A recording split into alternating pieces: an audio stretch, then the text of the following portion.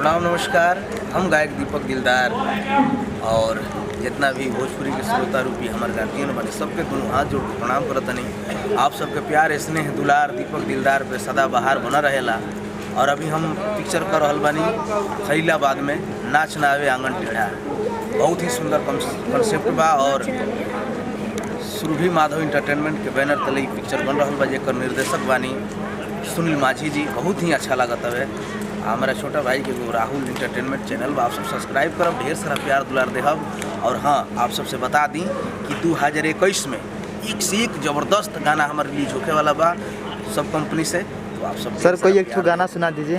ढेर सारा दुलार देहब और हमरो चैनल बा हमारा गाना सुने खातिर दीपक दिलदार ऑफिशियल हो जाए। सर कोई एक गाना नया नया गाना सुनी।